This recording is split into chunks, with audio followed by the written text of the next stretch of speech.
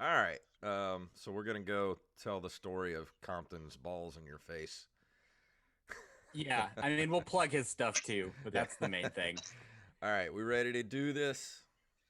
Yes, sir. Just give me a count. All right. In three, two, one, go.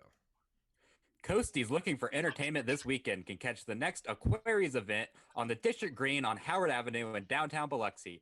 Join Jason and I Woo! Sunday, 5 p.m., as we guest host an open mic for musicians of any experience level.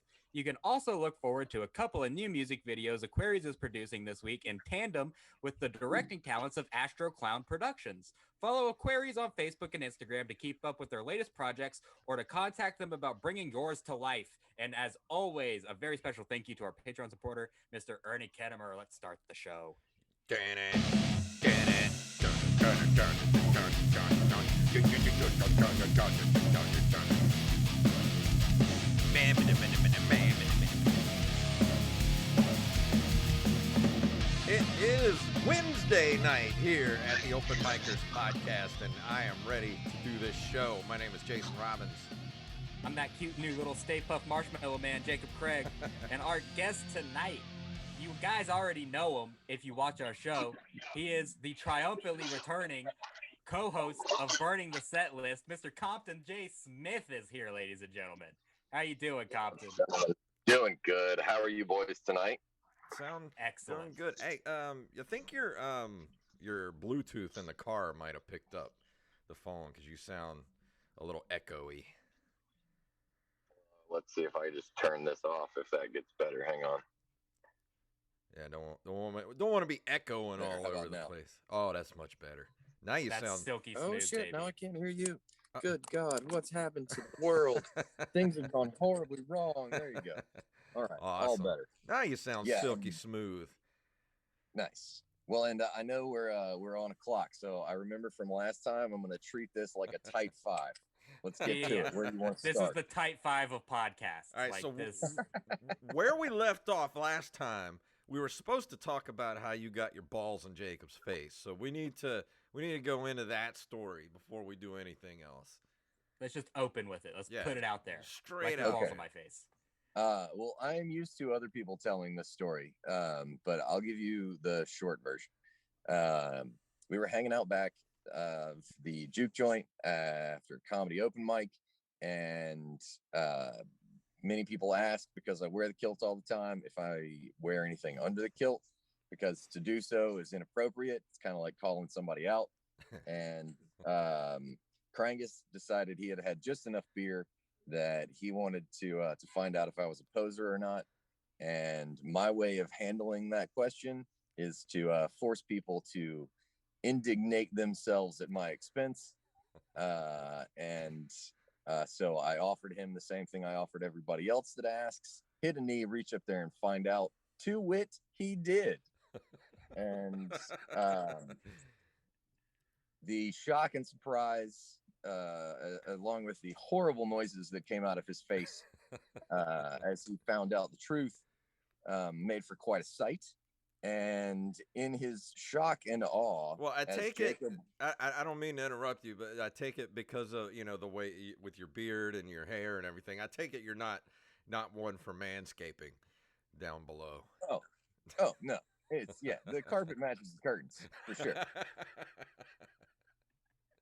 So Krangus, in disbelief and abhorred by his mistake, finds the first thing near his hand, which happened to be Jacob's face as he had just walked out. And so Krangus proceeded to wipe his hand all over Jacob's face, and by proxy, teabagged Jacob for me.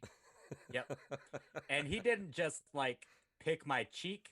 He went right from my nose down my mouth.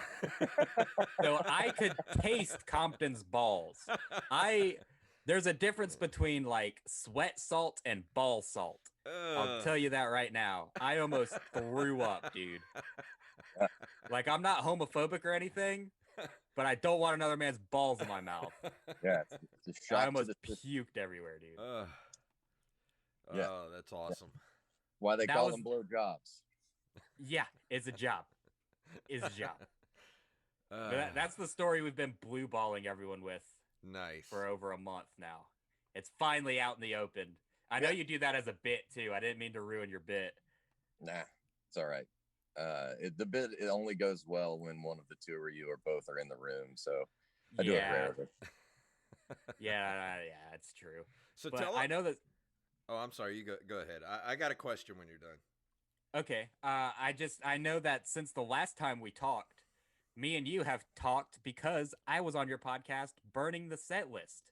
So, yeah. Tell everyone about the podcast that you started since the last time we talked.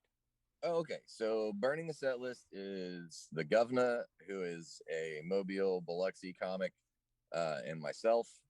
That he had the long story is he had asked me to do a podcast with him and a friend of his, a guy that I had met once, and that shit fell apart real quick. So governor and I started talking. I've had the idea to do something along these lines, comics and their material, for a while. I've been batting it around, and governor and I were looking for something more entertaining than the option with the third guy. So we decided we'd just make a stab at it. We've got a buddy of mine that helped me put together and was the driving force behind the pirate radio station that I had. And we called him and learned how to produce some stuff on a mid-tier level is kind of where we're at right now, but gearing towards and putting ourselves in a position to be able to produce, all the high quality stuff that you see and be able to keep up with the big dogs, like you guys. And hey, I've seen your YouTube channel. It looks good. Thank you. But yeah, governor and I wanted an excuse to do something. And so during the quarantine, when I moved back from Colorado and was kind of settling in, looking for stuff to do from the farm, it was a perfect option. I figured, well, I've got the gear. We might as well go ahead and do something with it. And yeah, just been kind of rolling with it since then. We're still kind of figuring out exactly what it's going to be, because right now, one of the aspects of it is we do the thing, like we torture comics because we force comics to do the thing we all hate doing, which is reviewing our own material. And so the fiery background is pretty appropriate, but we're still figuring out all the things that we want it to be, and kind of letting it decide what it wants to be as well. So it's fun. We're in the very beginning phases. So speaking of the governor, he's going to be on a road trip with me and Jacob coming up this Monday, actually, going to where are we going? I forgot. That's not this Monday, silly. That's next Monday. Are you yeah, it is next Monday. Never mind. And we're going to Coastal County Brewing Company in Pensacola. The 19th. Yeah. The 19th. I was there a couple of weeks ago. It was a lot of fun. You guys are going to have a blast. Kirby Hullett and Matt Mosley are handling that show, and both incredible guys. You guys are going to have a lot of fun. Hell yeah. I can't wait to be in a car with the governor so I can finally find out what he is the governor of. And I think it might be Kentucky Fried Chicken. That was true. That was true before he lost all the weight, for sure. We got to get him on the show. Huh? Come on. He didn't lose that much weight.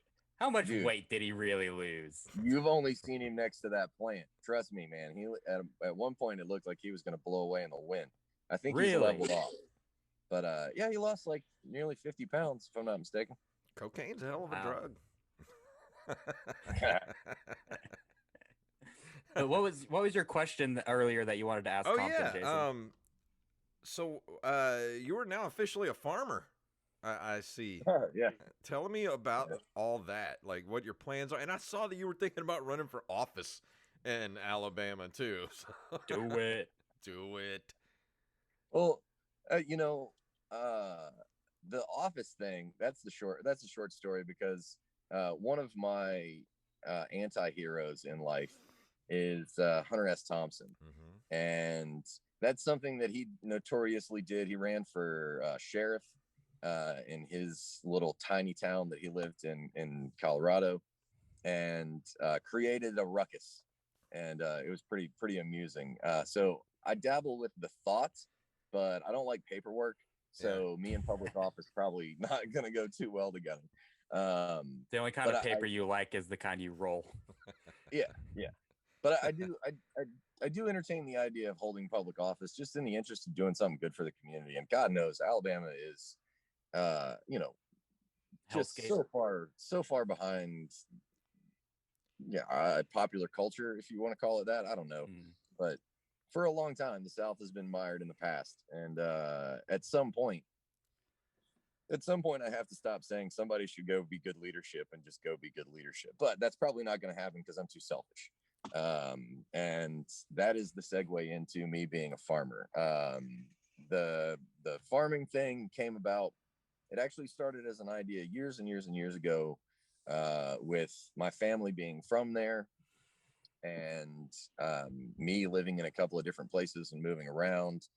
Grew up in Mobile, graduated high school in Cincinnati, did some time in here in Tuscaloosa, where I am tonight, for grad school. And it all kind of was proximal to Demopolis, but Demopolis is such a small town that there wasn't really anything for me to do there. I didn't want to get stuck in Demopolis, but having the family property, we have some timber property that we take care of and want to keep, but wanting to keep stuff in the family for the nieces and nephews, and have always had an interest in keeping that farm alive and eventually making it productive, or more productive than the timber company. So that was a thought years and years and years ago, about 7 years ago, where what could we grow on the farm just to turn a profit, and started thinking about things like lavender, and there are a few other semi-exotic things that pull pretty good money. But in 2017, when Alabama started considering the hemp industry, then things started to shift around. So what had been a 10-year plan, which would have allowed me to spend a couple of years out in Colorado, thanks to the pandemic, that became a 5-year plan. So the idea was always to eventually have a business based on the farm so that I could do comedy and travel from Demopolis, and make enough money to travel for comedy. And it ended up being hemp, because right now that's the best cash crop you can get. I've been an advocate and wanted to be involved in that industry for a long time. Couldn't get in through other avenues conveniently.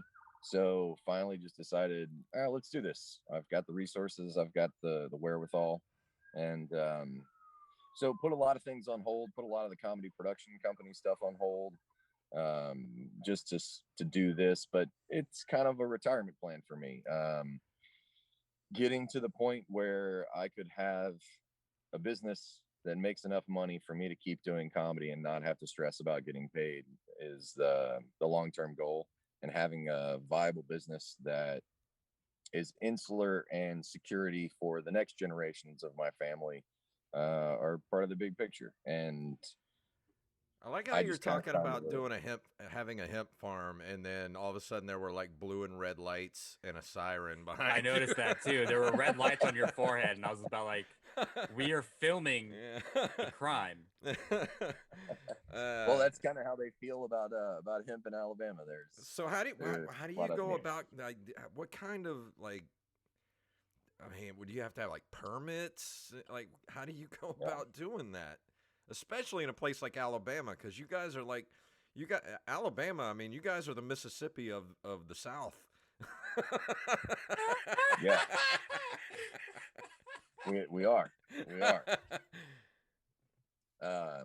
And if it weren't for you guys, we wouldn't get to be included in the South. So thank you for that. Yeah, we're the Florida of the South. But the process in Alabama is there is stringent regulation, but that is true with every corporate entity, like the government has become. They want to keep track of stuff.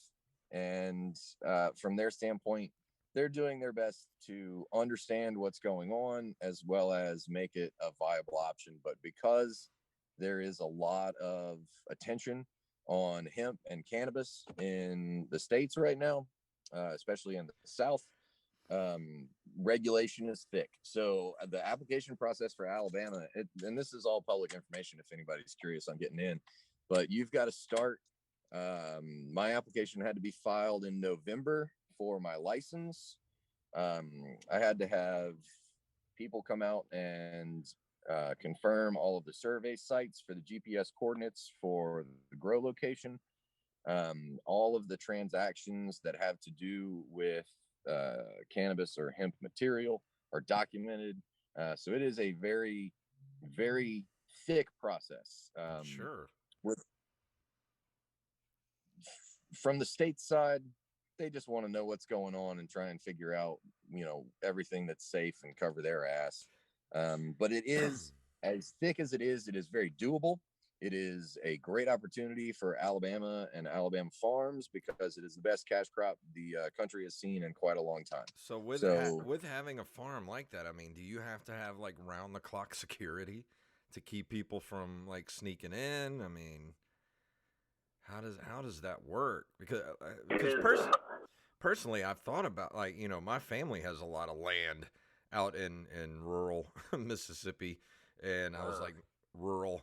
And I was like, man, it wouldn't be awesome to have like a hemp farm. But I'm like, man, it just seems like you'd have to have like security and stuff to keep people out. Well, thankfully, because I live on a compound way back in the middle of nowhere, you'd be hard pressed to get to the hemp fields before you got much past the gate.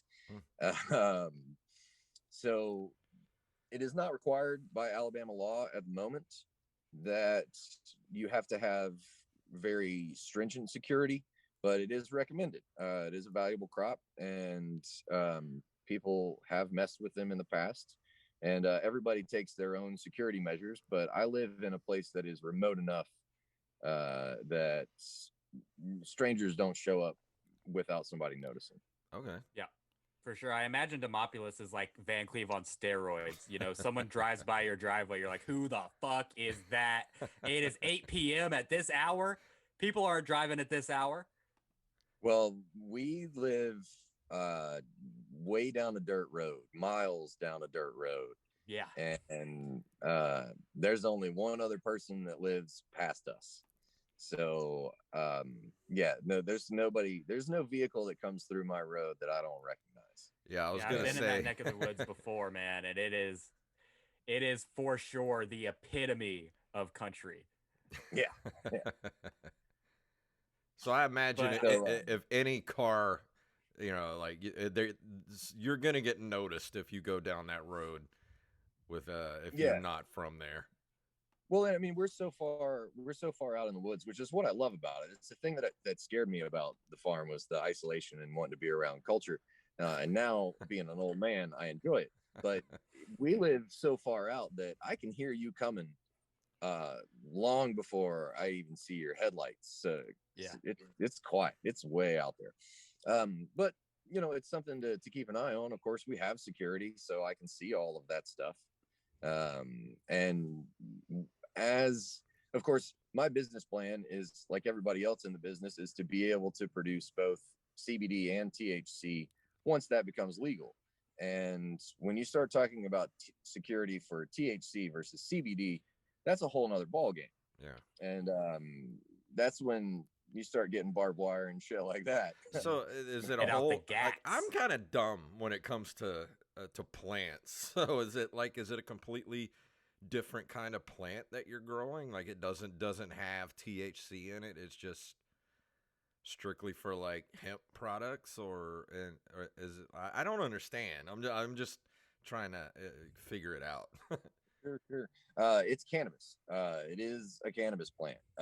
It is a very specifically modified cannabis plant, so that they call hemp, which hemp is traditionally referred to as the male cannabis plant, and the female cannabis plant is the one that has the flowers that you smoke. Okay. So hemp is traditionally used because the male plants will grow taller and have much longer stalks with much less flowers. So the stalks are used for cordage. You can take the outside layer off of the hemp stalk and use it for fiber, just like you do wood pulp or wood fiber. And that's where you get all the plastic products and stuff like that. The other thing that you get from hemp is you see it a lot in grocery stores where hemp seed is actually a great source of nutrient.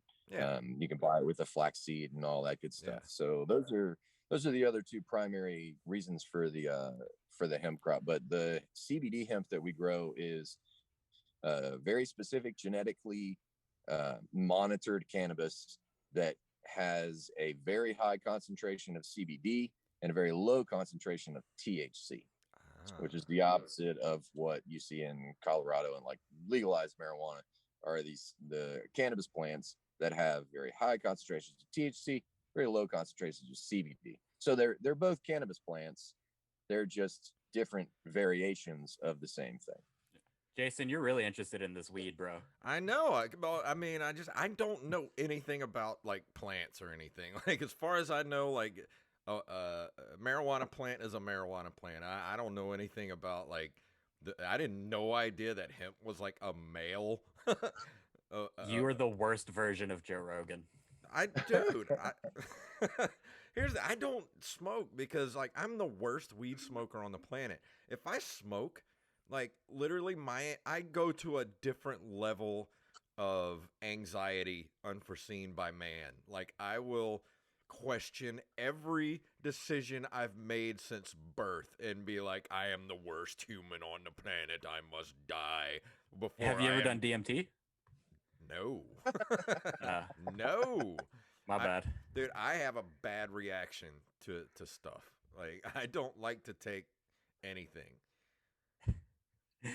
Okay. But the thing is, I'm so tolerant. Like I have a high tolerance for like drugs and stuff. Like when I go, like the past couple times that I've had kidney stones, dude, they have to load me up with like an elephant shot full of like painkillers because they just don't work on me. I have a weird body chemistry. I don't understand at all. It's probably because you're actually just a giant callus. Probably. But Compton, dude, something else really cool that I wanted to talk about is I know that since you moved out to Demopolis, you've been doing stuff at, I believe it's the Crown of Comedy. And recently you opened for Shane Gillis, who is known both notoriously and famously. Talk about opening for him, man. It was a blast. Big thank you to Crown of Comedy and Michael Statham for making that happen. I had a night off and had heard good things about the Crown of Comedy, which is a club in Auburn, Alabama that is new, and wanted to go and, show my support and all that good stuff. My buddy Michael Statham was featuring for Shane Gillis, and I had the Friday night off. So I went, I got there. They needed an opener. They had a host and a feature and Shane, and I got lucky enough to luck into 5 minutes. And Shane, really great. Everybody had great sets that night. I was a little nervous, so mine was meh. But everybody crushed. Shane was amazing. He's a really funny guy. I wasn't real familiar with his material until then. But I had heard about the controversy, and I really enjoyed his stuff. We had a great night. And after the show, he was hanging out. He ended up going to a bar with a bunch of locals. But before he left, he was kind enough to say some kind things and invited me back to perform the next night.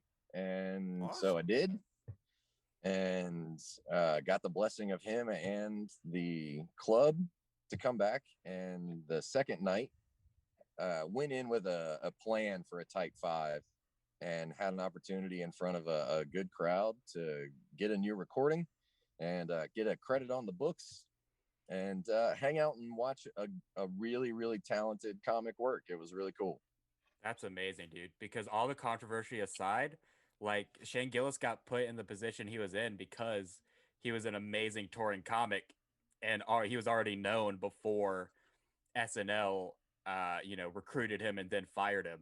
So I mean, that is an amazing credit to have on your record. What's the controversy? I'm kind of in the dark here. So basically, SNL hired this guy, and this had already happened. He said a racial slur against Chinese people, You know probably the one I'm referring to. I heard on a about this. podcast, just kind of offhand. I don't think it was even recently, and yeah, they canned him for it, even though he'd already done it after they hired him. So they kind of did it just to make a point, and that's really what took him to the next level of fame. So Wow. whatever. Well, I mean, everybody uses SNL to some end, and that kind of dealt those cards to him. But yeah, I mean, he was really good comic. His material was really good. There was nothing offensive in what he was doing at the time. I never went back and watched the clip really, but it raises the concept of cancel culture, and it's I think it's real to an extent, but it's not like cancel culture is not career ending. I don't think. I think what's career ending are the things that bring cancel culture or that brings the attention of cancel culture. So in some way, cancel culture is doing the work that the justice system and the government can't really do. Like it's a new level of zeitgeist intervention in a way. Right. It's a really crazy concept to think about. And Because really, there's some validity and some not some, you know. And it's so gray. Like that's why I personally don't like it, because every situation is different. There's absolutely no black and white. So you ride the line, and then the line changes, and then you're in trouble. Yeah. And it's like, and you can only be canceled if you accept being canceled as well. Like Louis C.K. did not accept that shit. He was just like, all right, I'm gonna keep touring, and now he's back essentially. Yeah, well, and a lot of that gets into some interesting psychological stuff, because if we're the ones imposing the punishment on ourselves, you know, if you can't be canceled if you don't want to be canceled, then maybe the people that have been canceled, quote unquote, did it to themselves, or thought that they deserved that in some way. Because one thing that cancel culture is doing to some extent is bringing a level of accountability where it hasn't been before. Now, for good or bad, that's kind of what's happening.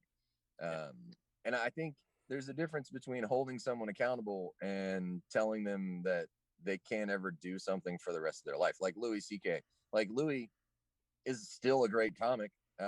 He may be a perv, he may be a creep, but he's still a good comic. As a matter of fact, those are the things that we've laughed about multiple times with him while he was on stage. Yeah. So, from a cultural standpoint, does he deserve some kind of, you know, wag of the finger? Did it need to be $38 million or whatever it was? That's a different question. But it is, there's a way for culture to voice its opinion on some of this stuff. And I don't necessarily think that's a bad thing. I think trying to hold those people down forever is definitely a bad thing. But calling somebody out, you know? Absolutely, man. I mean, I feel like everyone should be called out. Like if you did something and you're being asked to own up to it, absolutely. But when someone apologizes and understand that they made a mistake, you can't just be like, okay, now you can never do stand-up comedy again. Yeah, like, that's not the solution. Yeah. It's got to be a way back eventually. That's always been my problem with it. Like you said, I do believe that people need to be called out on their bullshit, but I do believe that people change. You know, I mean, I'm not the same person I was 10, 12 years ago or 20 years ago. People change. I'm not the same person I was last week. Yeah. You know, and you know, I've said stupid shit in my life. Everybody says and does stupid shit throughout their life. I mean, unless you're like an absolute abhorrent, horrible person. I mean, if you just make a mistake, take the hit, apologize, and move on. And we should all move on.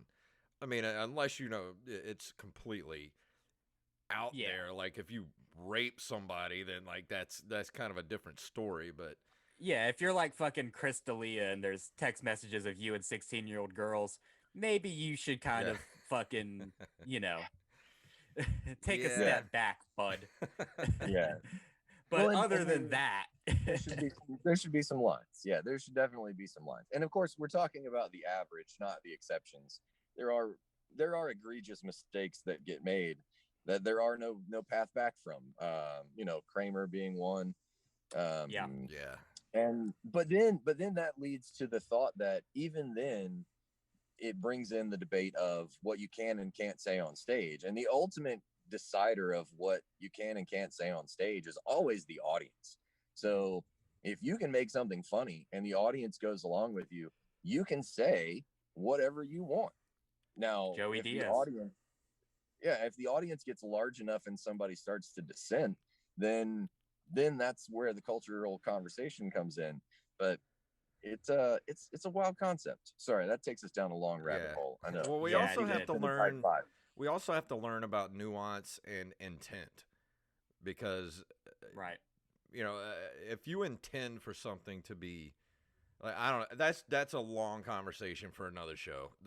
Yeah. We've only got 8 minutes left, and we should spend those 8 minutes talking about Compton. I believe that you have a good bit of upcoming shows, Compton. Are you or are you not going to be opening for Chris Kattan? I believe you are. Yes, I am. I've got 4 shows in the next 2 weeks. Chris Kattan will be Friday night, the 16th in Mobile. Chris will be there both nights, 16th and 17th at the Alabama Music Box. I will be in Pensacola on Saturday night at, I believe, Dolce and Gelato. Yes, sir. I'll be there with you. Yeah, with the Yikes comedy crew, Andrew Ferrara and those guys. And then this week, I will be in Mobile Thursday night for my show at the Electric Piano Parlor, and then I'll be at the open mic at the Music Box after that on Thursday night. And then Friday night, we're taking the show from Mobile to Panama City. And yeah, that's going to be the beginnings of our new little tour. Finally got enough of the Gulf Coast showrunners together that our goal right now, which is very much in reach, is to have a show twice a month that runs 4 nights in 4 cities. Nice. Ocean Springs, Mobile, Pensacola, and Panama City. And if all the pieces fall into place, we'll be doing that twice a month. And as soon as we get that cemented, I've already been talking to a few of the folks in Birmingham and a couple other places. Atlanta might be on the radar to fill up the other 2 weeks of the month. So yeah, lots of big stuff happening. And somewhere in the middle of that, I'm gonna grow a lot of hemp. That sounds amazing, brother. You've always been one of the guys on the scene that's been able to make stuff happen like that, like putting together, a big lineal run across the whole Gulf to all the places that you have. So that's really amazing, and it's amazing that you're getting another credit on your record opening for Chris Kattan, and I'm proud of you. I'm proud of you, bud. Thanks, Jay. I can't wait to see you again, Compton. It's been too long. Need to see you Dude, in person. And thank you, Jason. And don't forget to tease, at some point, we're going to do a mashup where we do Burning the Set List. Yes. And open mic at the same time. Yeah, we talked about this on my episode of Burning the Set List, that. Jason. We know, we are definitely going to plan a crossover episode. I'm down. Whenever you guys are ready, I'm ready to do that. I am so ready. It's going to be fun. As soon as I figure out how to make our intro play the music, I'll let you know. Well, man, I think that's going to do it for our show tonight. We only have 5 minutes left on the Zoom. Thank you so much, Compton, for coming on and talking with us for so long. And guys, if you're listening and you have not had a chance yet to see Compton Smith live, you have already heard his dates.